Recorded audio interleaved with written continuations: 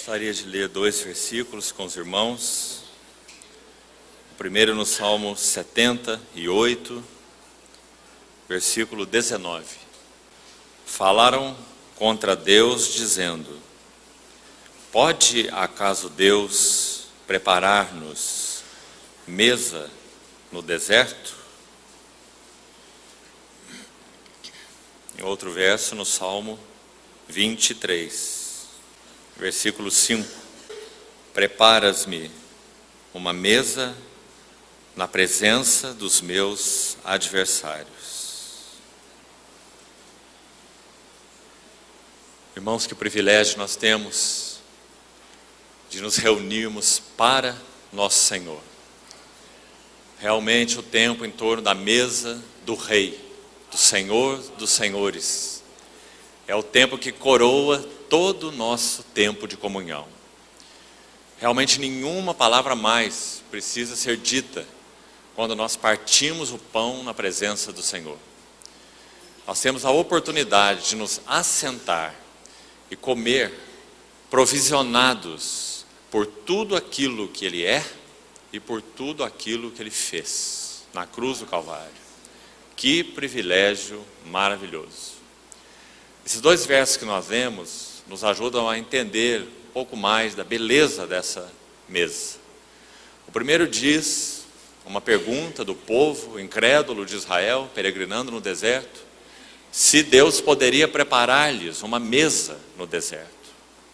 Quando nós olhamos para essa mesa, essa é uma das coisas que nós vemos.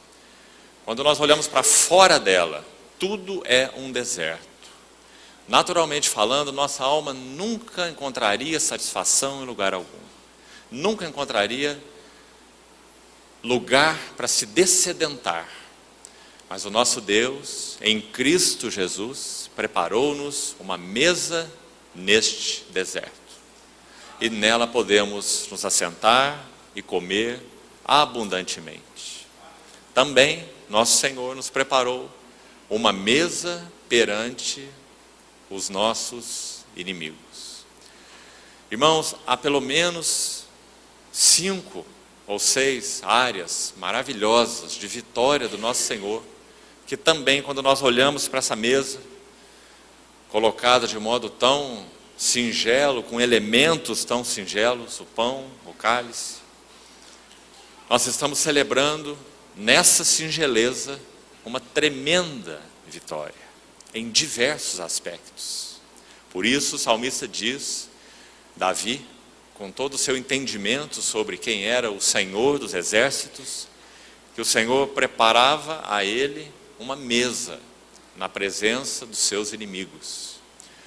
O Novo Testamento nos diz, em Gálatas capítulo 5, que aqueles que são de Cristo Jesus crucificaram a carne com as suas paixões e concupiscências.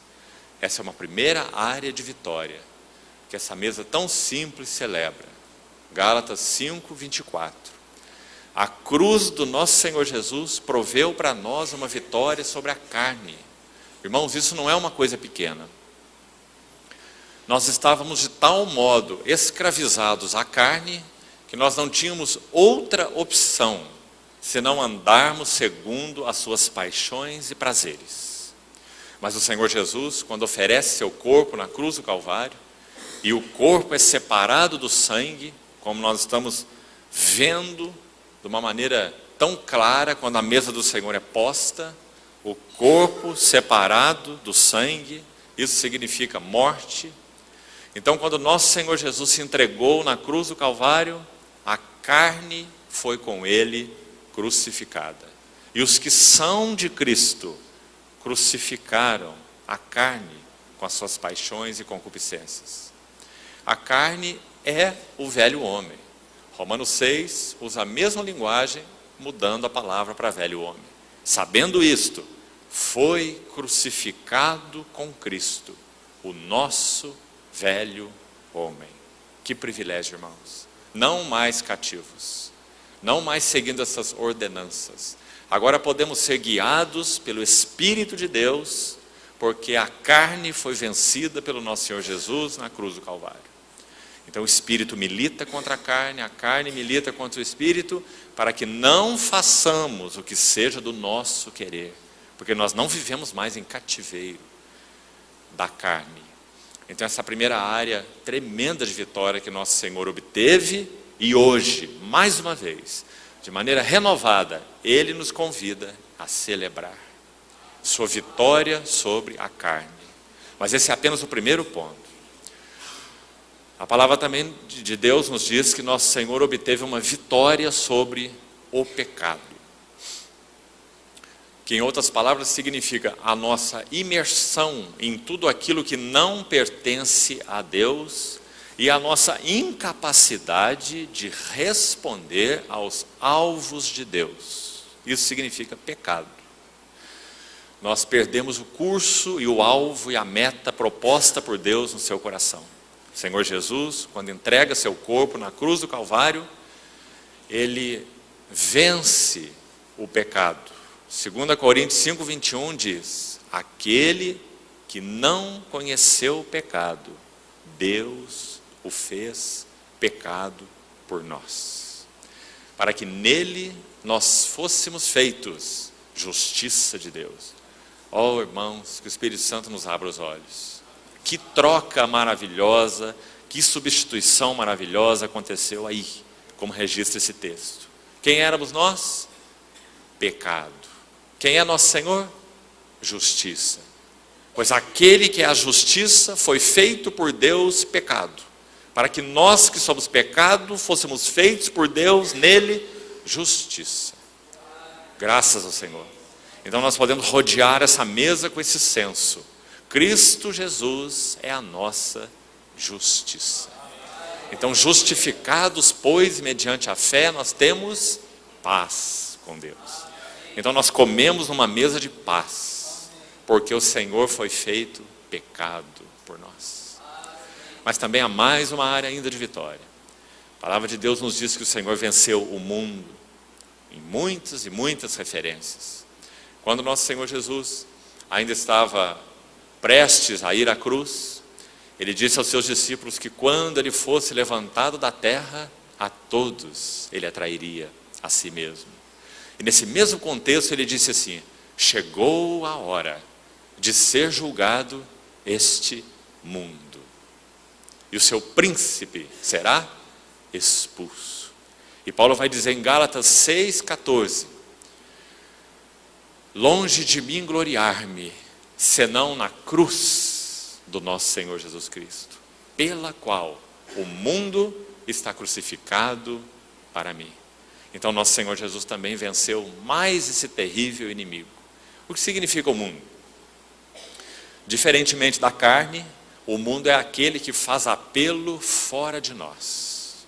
Ele encontra um correspondente dentro de nós, que se chama carne. A carne é como uma chave e o mundo é como uma fechadura. Então a carne e o mundo são um par perfeito. A carne apela dentro de nós e o mundo apela ao redor de nós, com grande apelo. Então nosso Senhor Jesus, quando vence o mundo, Ele também nos dá a capacidade de não respondermos aos apelos fora de nós, que então não conferem com o nosso chamamento celestial. Esse é o mundo. Na palavra de Deus, esse termo significa cosmos, significa uma rede que nos prende, um sistema enfeitado que seduz, atrai poderosamente. Nunca teríamos chance contra o curso deste mundo, como Paulo disse lá em Efésios capítulo 2. Mas por causa da morte do nosso Senhor Jesus, nós estamos livres de navegar segundo o curso deste mundo. Que libertação maravilhosa! Mais uma área de libertação, que nós celebramos em torno dessa mesa tão singela, mas que fala então de verdades tão profundas. Por isso ela é tão solene, irmãos. Nunca podemos permitir que nossa visão espiritual e nosso coração se perca por causa da singeleza dessa mesa. Em função da singeleza, perdermos o significado, a realidade espiritual. Porque a realidade espiritual toca exatamente quem é o Filho de Deus e o que Ele fez na cruz do Calvário. Que tremenda vitória, que profunda vitória. Então Ele vence o pecado, Ele vence a carne, Ele vence o mundo, e tudo isso numa obra só, de uma vez só. Mas Ele também vence o ego. Nós poderíamos ser livres do pecado de alguma maneira, ser considerados justos diante de Deus, sem pecado, mas ainda teríamos um problema: vivermos uma vida voltada para nós mesmos. Ego. Então, quando nosso Senhor Jesus morre na cruz do Calvário, Paulo vai nos lembrar de novo em Gálatas 6,14, que também nessa cruz eu estou crucificado para o mundo. Então nosso Senhor Jesus também venceu o nosso cativeiro a uma vida egocêntrica, uma vida que só olha para o nosso próprio umbigo, só pensa em nós, só busca os nossos próprios interesses. Quando nós comermos e bebermos dessa mesa, nós estamos celebrando que nosso Senhor nos salvou de uma vida centrada em nós mesmos. Que privilégio é esse? Nunca poderia haver igreja se o Senhor não tivesse nos salvado de uma vida centrada em nós mesmos. Mas Ele nos salvou, então Ele nos chamou para ser sua igreja, aqueles que agora têm um novo foco, têm um novo centro, têm um novo centro de gravitação, porque nosso Senhor venceu o ego na cruz do Calvário. E também vamos mencionar uma última área: nosso Senhor vence o diabo. Que vitória! Esse é um outro terrível e considerável inimigo, sábio, astuto, estratégico, mais sábio naturalmente falando que todos nós juntos. Lembremos-nos, ele era aquele querubim da guarda ungido, responsável por uma esfera imensa de governo nas hostes celestiais. Foi esse que caiu e se tornou o inimigo de Deus e o nosso inimigo. Nunca poderíamos sequer levantar um dedo contra ele. Mas o que nosso Senhor Jesus fez na cruz do Calvário, Colossenses 2, 14 e 15 diz assim: que Ele cancelou o escrito de dívida que era contra nós e que nos constava de ordenanças e nos era prejudicial. Ele removeu inteiramente, encravando na cruz, e tendo despojado os principados e potestades, publicamente, porque está se referindo à cruz, publicamente os expôs ao desprezo, triunfando deles na cruz. Que maravilhoso! Significa que nosso Senhor retirou aquelas insígnias de autoridade que estavam nos ombros daquelas hostes espirituais da maldade nos lugares celestiais. Quando o Senhor Jesus morre na cruz do Calvário, Ele arranca essas insígnias de autoridade, despoja principados e potestades, ou seja, eles não mais têm autoridade alguma para nos conduzir nos seus caminhos. Então Paulo vai dizer em Efésios 2, que nós estávamos debaixo do cativeiro do príncipe da potestade do ar e do espírito que atua nos filhos da desobediência. Mas nós agora somos os filhos da obediência, porque por causa da obediência de um só homem, muitos se tornaram justos. Graças ao Senhor. Mas também não poderíamos esquecer ainda uma outra área: a vitória do Senhor sobre a morte. Mais um inimigo, o sexto inimigo. Irmãos, que obra, essa obra na cruz do Calvário. Um único homem, o Filho de Deus, uma única hora, uma única obra. Nosso Senhor derrota ao mesmo tempo esses 6 inimigos, em um único ato. Ele venceu a morte. Então agora nós podemos cantar: tragada foi a morte pela vitória.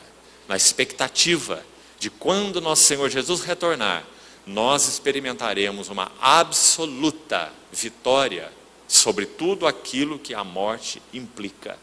Até mesmo receberemos corpos imortais para vermos o nosso Senhor face a face e podermos ser introduzidos numa esfera de comunhão mais plena, muito mais plena, que nós temos com Ele hoje. Porque nosso Senhor venceu a morte. Ela atingiu nosso espírito, ela atingiu nossa alma, ela atingiu nossos corpos, e nosso Senhor Jesus triunfou sobre ela na cruz. Irmãos, quando nosso Senhor Jesus morreu, existem 3 textos dos evangelhos que dizem, que usam a palavra reclinar ou inclinar. 2 deles são idênticos, narrados em 2 evangelhos, e dizem assim: as aves do céu têm os seus ninhos, as raposas têm os seus covis, mas o Filho do Homem não tem onde reclinar a sua cabeça. Mas o terceiro texto está em João 19, que diz que o Senhor Jesus, reclinando a cabeça, rendeu o seu espírito.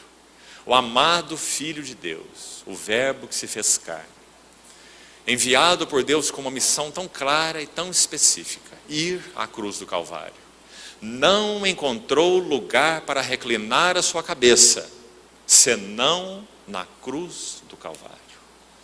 Foi na cruz do Calvário que o nosso Senhor reclinou a sua cabeça, porque ali ele iria obter descanso daquela missão e obra que o Pai o designou para fazer, e através disso iria obter descanso para todos nós. Se ele não encontrou lugar na terra para reclinar sua cabeça, ele a reclinou na cruz do Calvário. Mas ele a reclinou de um modo muito particular. Todos aqueles que morriam na cruz do Calvário, eles então perdiam seu fôlego primeiro, e depois eles então inclinavam sua cabeça. Nosso Senhor morreu ao contrário, porque a morte não podia se assenhorear dele. A morte não tinha capacidade para isso, porque ele é o autor da vida. Então primeiro ele reclina sua cabeça, e depois ele entrega o seu espírito. Por isso ele disse: ninguém tira minha vida, eu espontaneamente a dou. Graças ao nosso fiel Senhor. Na cruz do Calvário, ele reclina sua cabeça e encontra repouso da sua obra e repouso para todos nós. Ó irmãos, que o Senhor, pelo seu Espírito, renove essas verdades no nosso coração, para que nós celebremos essa mesa, como falamos, tão singela, mas tão profunda, que fala de quem foi nosso Senhor e do que ele fez naquela cruz. Em primeiro lugar, para Deus e, consequentemente, para nós, nos incluindo nessa obra maravilhosa. Que o Senhor, então, continue, pelo seu Espírito, nos conduzindo nessa noite, ministrando ao nosso coração, nos levando à quietude espiritual e à contemplação do amado Filho de Deus e aquilo que ele realizou na cruz do Calvário. Vamos render a ele nosso amor, vamos render a ele nossa gratidão, vamos render a ele nossos corações. Vamos dizer a ele: Senhor, nosso amor por ti é fraco, mas nós te amamos. Senhor, nosso conhecimento de ti ainda é limitado, mas obrigado porque te conhecemos. Senhor, nós apreciamos tanto tua vitória. Vamos pedir ao Senhor que nos conduza pelo seu Espírito, para comermos e bebermos na mesa do Rei. Preparas-me uma mesa na presença dos meus inimigos. Louvado seja o seu nome. Amém.